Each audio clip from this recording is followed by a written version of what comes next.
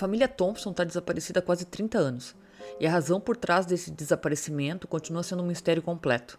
O que torna tudo ainda mais estranho e bizarro é que esse caso mal chegou nas manchetes e quase não houve cobertura ao longo dos anos. Os parentes são deixados em um silêncio assustador, sem respostas e com pouca esperança de que eles encontrem alguma coisa. Oi gente, bem-vindos ao canal, eu sou a Roberta Hoff. Lembrando que eu simplesmente repasso informações que estão na internet à disposição de todos. Então já vai deixando o like para apoiar meu trabalho, ajuda muito. Se inscreve e aciona o sininho, tem vídeo terça e quinta às 18 horas.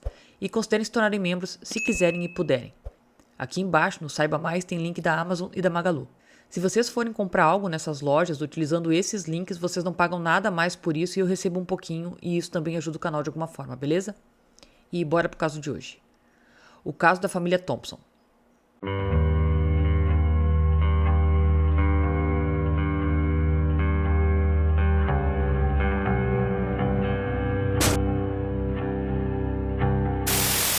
Esse caso aconteceu em 1996.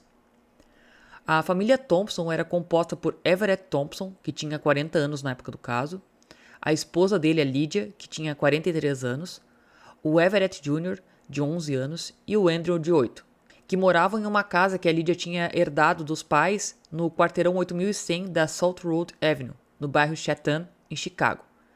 Essa era uma área de classe trabalhadora muito unida, onde todos pareciam se conhecer. Eles eram donos de uma pizzaria, a Eat Call Pizza, na Lawrence Avenue e 71st Street, em Chicago. O Everett e a Lydia estavam casados há um tempo. Eles se casaram em 1982, depois que o Everett se mudou para Chicago para trabalhar em uma das siderúrgicas próximas. Ele era originalmente da Filadélfia e ele manteve contato com os pais, mesmo depois dele se estabelecer em Chicago. Ele era um homem de família por completo. Em uma atitude ousada, o Everett e a Lydia decidiram abrir o próprio restaurante, o Eat Co., que foi nomeado com as iniciais do Everett. Comer era a paixão dele. Ele amava estar na cozinha, experimentando novos pratos e unindo as pessoas através da comida. A Lydia, por outro lado, herdou a casa da família em Chatham depois que os pais dela faleceram. Ela possuía 1/3 da propriedade, então ela compartilhava a casa com os seus 2 irmãos, o Kevin e a Phyllis. Essa casa estava cheia de memórias, estava na família há anos e tudo parecia estar se encaixando para os Thompsons.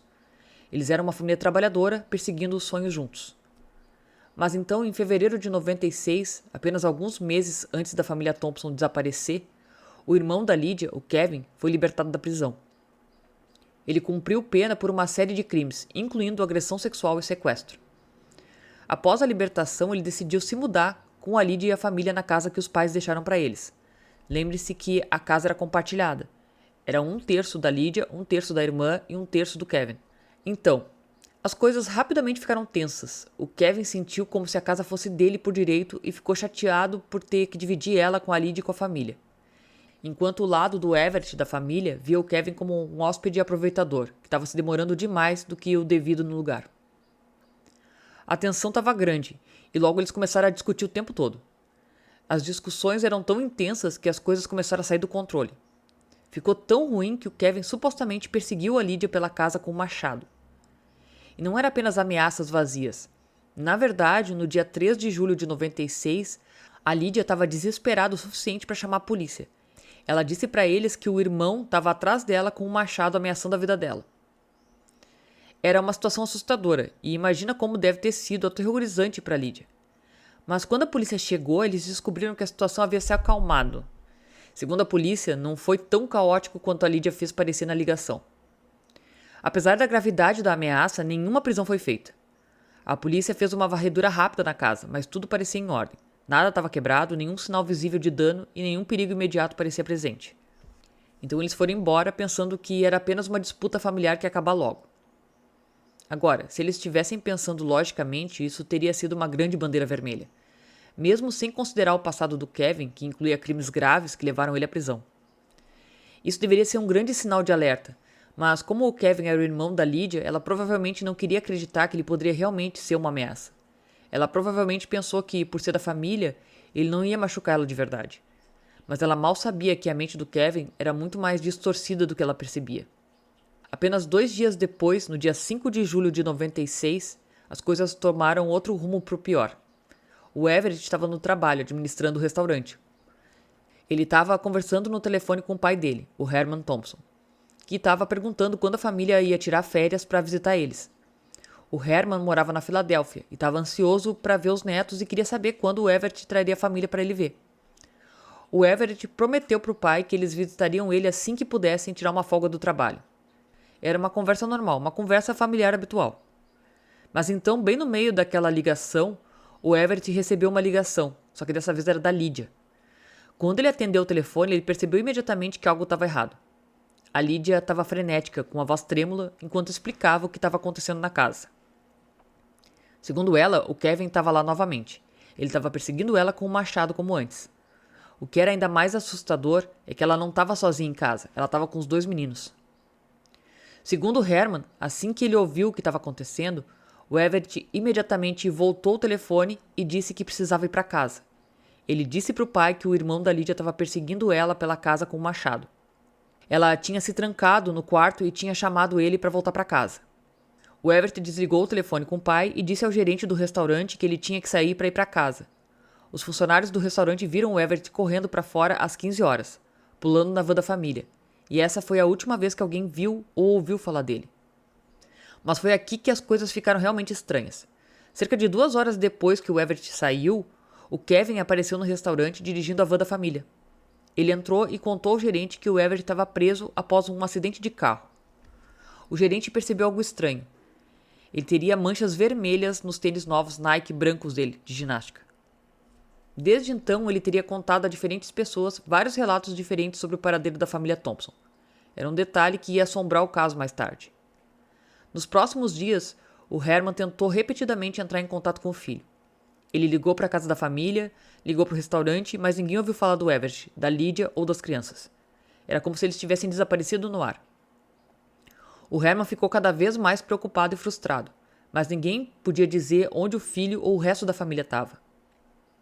Finalmente, no dia 17 de julho de 96, 12 dias depois do telefonema frenético com o Everett, o Herman ligou para a polícia de Chicago. Quando a polícia chegou na casa da família Thompson, a única pessoa que eles encontraram foi o Kevin. Ele disse para a polícia que a família tinha saído de férias para Pensilvânia ou Minnesota. De acordo com o Kevin, eles dirigiram a van da família até lá, que coincidentemente também estava desaparecida. No início, a polícia não questionou muito a história dele. Ele respondeu às perguntas e deixou a polícia ver a casa. Então deram uma olhada na casa e presumiram que estava tudo ok. Mas as coisas não ficaram bem por muito tempo. Com o passar dos dias, a história do Kevin continuou mudando. Ele primeiro contou às pessoas que a família tinha dirigido até a Filadélfia e depois mudou, dizendo que eles pegaram um ônibus para Minnesota. Mais tarde, ele até disse a algumas pessoas que a família tinha voado para o Havaí. Inconsistências estavam se acumulando e estava ficando cada vez mais difícil de ignorar que algo não estava certo. A coisa estranha desse caso todo é que a polícia nunca pareceu fazer conexão, ou pelo menos eles não agiram nele.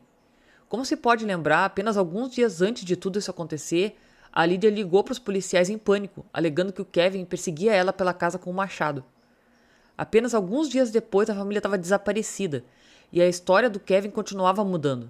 Isso é uma grande bandeira vermelha, mas a polícia não parecia estar conectando os pontos. Eles nem pareciam suspeitar do Kevin, o que é muito estranho. As coisas ficaram ainda mais estranhas quando, em algum momento, o Kevin foi parado enquanto dirigia o mesmo carro da família, a van, que ele alegou estar com o resto da família nas férias. Isso contradizia totalmente as alegações anteriores de que a família tinha dirigido ou voado para locais diferentes. Isso deveria ter sido um enorme sinal de alerta, mas a polícia ainda não tinha conseguido juntar as peças. Enquanto isso, na Filadélfia, os pais do Everett, o Herman e a Earlene Thompson, estavam ficando cada vez mais preocupados, porque eles não conseguiam se livrar da sensação de que algo terrível tinha acontecido. Eles continuaram tentando falar com o filho, mas não conseguiram entrar em contato com ele.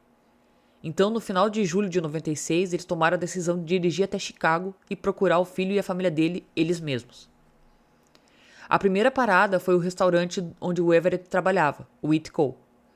Eles falaram com os funcionários e descobriram que o Everett nunca tinha voltado depois daquele telefonema frenético com a Lídia. O gerente também contou para eles sobre o Kevin aparecendo no restaurante na van da família e sobre o sangue nos sapatos. Esse foi o momento em que os alarmes dispararam. O Herman e a Earlene não estavam mais só preocupados. Eles estavam com medo e imediatamente chamaram a polícia pedindo que investigassem o Kevin. Esse foi o momento em que a polícia começou a cavar mais fundo e descobriu que não tinha registro de acidente automobilístico ou qualquer prisão envolvendo o Everett, como o Kevin tinha alegado anteriormente para o gerente da pizzaria. À medida que a investigação continuava, a polícia também descobriu que o Kevin tinha vendido a van da família para um ferro velho, e ela foi imediatamente destruída. Isso significava que qualquer evidência potencial que o veículo pudesse ter foi perdida para sempre. Só que o drama não parou por aí. O Kevin foi ainda mais longe quando falsificou a assinatura da irmã para vender a casa da família, a mesma que todos já tinham herdado. Quando a polícia tomou conhecimento dessa venda ilegal, os novos proprietários já tinham tomado posse da casa e destruído completamente o interior, o que basicamente significava que qualquer evidência de qualquer crime que tenha acontecido dentro da casa agora estava perdida. Porém, a investigação tomou um rumo bizarro quando as notas do investigador de antes da venda da casa revelavam algo perturbador. As notas diziam que o chão da cozinha tinha sido completamente arrancado, e ainda mais estranho. Tanto a banheira quanto o vaso sanitário foram pintados de vermelho. Mas quando a polícia visitou a casa mais cedo, no dia 3 de julho, logo depois do telefonema frenético da Lydia sobre o Kevin perseguindo ela com um machado, os policiais relataram que o piso da cozinha estava intacto e não tinha sinais de acessórios vermelhos no banheiro. Isso significava que todas as mudanças, como o piso retirado e os acessórios vermelhos no banheiro, foram feitas depois do dia 3 de julho, e provavelmente depois que os Thompsons desapareceram. Com todas essas novas evidências perturbadoras, o Kevin continuou sendo o principal suspeito do misterioso desaparecimento dos Thompsons. Mas apesar de todos os comportamentos estranhos, como vender a van da família e falsificar a assinatura da irmã para vender a casa, a polícia ainda não tinha feito nenhuma prisão. Era como se eles estivessem esperando por algo mais concreto. Então, um ano inteiro se passou. No dia 14 de julho de 97, exatamente um ano após os Thompsons terem desaparecido sem deixar vestígios, finalmente a polícia e o FBI decidiram que era hora de agir. Eles revistaram o trailer onde o Kevin estava morando em Gary, Indiana, um lugar a cerca de 1 hora e 15 minutos de distância de Chicago. A busca foi intensa, com cães farejadores trazidos para farejar qualquer coisa que pudessem ligar o Kevin a um crime. O que eles descobriram foi um short de ginástica masculino e uma meia de menino, ambos encharcados em sangue. Essa descoberta causou arrepios na espinha, mas surpreendentemente nenhuma prisão foi feita naquela época. E até hoje não existe nenhum relato explicando de quem foi o sangue encontrado nesses itens ou qual era a conexão que eles tinham com o caso. Só mais tarde, em novembro de 1997, que o Kevin foi finalmente preso, mas não foi pelo desaparecimento dos Thompsons. Em vez disso, as acusações não tinham nada a ver com a família. O Kevin foi preso por violar a liberdade condicional, especificamente por não se registrar como agressor sexual. Eles precisam fazer isso quando mudam de endereço. Então, apenas um mês mais tarde, em dezembro de 97, quando o FBI reuniu mais evidências, o Kevin foi mais uma vez preso, dessa vez por falsificar a assinatura da Lydia em um cheque de $3.272. Isso definitivamente era um crime sério, mas ainda não foi o suficiente para responder a pergunta mais importante: onde é que estavam os Thompsons? Enquanto o Kevin estava detido na penitenciária metropolitana federal, no centro de Chicago, ele tragicamente tirou a própria vida. Ele não deixou nenhuma nota para trás, e a causa da morte foi considerada auto-infligida pelo tenente. Mais tarde ele falou sobre o caso, dizendo que eles acreditavam que o Kevin teve muito a ver com o desaparecimento deles. Agora que ele estava morto, a esperança era que as pessoas que conheciam ele, tanto na prisão como fora dela, se apresentassem. Ele continuou: se houve crime, achamos que aconteceu entre 4, 5 ou 6 de julho de 1996. Ninguém viu a família Thompson depois daqueles dias, e o Kevin foi visto dirigindo a van Thompson logo depois daquele fim de semana. A enormidade de uma família de 4 pessoas desaparecidas em circunstâncias tão terríveis exige a presença policial contínua e revisão do caso. Apesar da declaração do tenente, parece que não houve muito progresso após a morte do Kevin. Nenhuma atualização importante da polícia do Chicago ou do FBI foi relatada, e não parece que novas buscas foram conduzidas para recuperar os corpos da família Thompson. O que era particularmente revelador era que nenhum dos números da Previdência Social dos Thompson também foi usado desde que eles desapareceram. Os cartões de crédito e bancários do Everett e da Lydia não foram tocados, exceto pelo fato de que o Kevin tentou falsificar os cheques no nome da Lydia. Toda a situação em torno do desaparecimento da família Thompson era absolutamente absurda. Foi chocante o quão pouca informação foi divulgada, especialmente dada a gravidade do caso. Quando a família toda desapareceu pela primeira vez, se esperaria um grande frenesi na mídia, atenção nacional e todo tipo de investigação para se desenrolar. Mas não foi isso que aconteceu. O caso passou completamente desapercebido, e só depois da morte do Kevin foi que as pessoas começaram a revisitar o caso. Olhando para trás, não houve nenhuma busca importante, ou pelo menos um esforço generalizado para encontrar eles. Nenhuma equipe de investigadores vasculhou a área, apenas silêncio. Como se isso não fosse estranho o suficiente, um policial não identificado relatou mais tarde que, depois que todos os membros da família desapareceram e o Kevin cometeu automutilação, parecia que os Thompsons, exceto o Everett, poderiam ter usado uma estrutura subterrânea para escapar do Kevin. De acordo com esse relatório, a família fugiu porque estava com medo do Kevin, que supostamente estava ameaçando eles com um machado. A teoria era que eles se esconderam no subsolo para evitar mais danos. Agora, isso acrescenta uma nova camada do mistério. Vizinhos relataram ter visto o Everett retornar à casa várias vezes durante os próximos 12 dias depois do desaparecimento da família. Segundo eles, ele voltou em horas estranhas, e o comportamento dele era supostamente estranho. Uma vizinha idosa, uma mulher chamada Marie, até falou com ele uma noite. Ele supostamente disse a ela que estava procurando por sua família no bunker sobre a casa. A Marie estava pensando que ele simplesmente estava sofrendo com a dor de perder os seus entes queridos. Não pensou muito sobre isso na época. Não foi até o final de 1997 que ela finalmente falou, revelando que ela tinha ouvido a um jornalista e pelo menos 2 policiais. Outros vizinhos também relataram ter visto o Everett trazendo coisas para dentro e para fora de casa em horários estranhos, aumentando ainda mais o mistério. Porém, não parece haver nenhuma evidência sólida para respaldar essas alegações, e ninguém mais foi capaz de confirmar a história. O que torna as coisas ainda mais assustadoras era que a estrutura subterrânea, supostamente usada pela família para se esconder, não foi totalmente mapeada ou pesquisada até agora. Continua sendo uma parte inexplorada do caso. Também existe uma teoria de que não há dúvidas de que o Kevin matou toda a família. Ele teve quase 2 semanas para se livrar dos corpos, e algumas pessoas acreditavam que ele pode ter feito algo horrível. Uma teoria era que ele desmembrou eles na banheira, especialmente porque a banheira foi encontrada mais tarde pintada de vermelho, que poderia ter sido uma tentativa de esconder evidências do que aconteceu. A teoria continua especulando que o Kevin pode ter jogado as partes do corpo em um lago próximo, dado aos crocodilos ou até mesmo despejado em poços antigos. Com o tipo de comportamento perturbador que o Kevin demonstrou, não é muito absurdo pensar que ele poderia ter ido a extremos para destruir qualquer evidência. Alguns até se perguntam se ele poderia ter sido psicopata o suficiente para comer partes do corpo. Um pensamento que era difícil de afastar quando se considera a falta de remorso que ele apresentou. Mais tarde ele acabou tirando a própria vida e isso só aumentava a suspeita de que a morte dele parecia um reflexo da culpa que ele carregava, embora também deixasse o caso com mais perguntas sem respostas do que nunca. Infelizmente, com tudo o que aconteceu, parece altamente improvável que qualquer restos mortais sejam encontrados. A busca por respostas pode até acabar aqui, com a possibilidade horrível de que essas respostas estejam enterradas para sempre, perdidas em um rastro de sangue e segredos que o Kevin levou para o túmulo. Mas o que vocês acham? O Kevin foi responsável pelo desaparecimento da família e a morte dele foi motivada pela culpa? Eu até acredito que o que os vizinhos viram do Everett voltando para casa com mantimentos foi o espírito dele, vai saber. Por que ele voltaria para casa se escondendo em horários estranhos em vez de chamar a polícia para procurar ajuda? Isso supondo que o Kevin ainda estava lá na casa nesses dias que eles viram ele voltando para casa em horários estranhos. Bom, coloquem nos comentários o que vocês acreditam que aconteceu com a família Thompson e o que vocês acham da ideia do fantasma voltando para casa. O que vocês acham do caso não ter sido divulgado apropriadamente? 4 pessoas sumiram da mesma família e nada aconteceu. A polícia não investigou. Coloquem aqui nos comentários o que vocês acham, por que aconteceu isso. Bom, gente, esse foi o caso de hoje. Obrigada por terem visto o vídeo até aqui.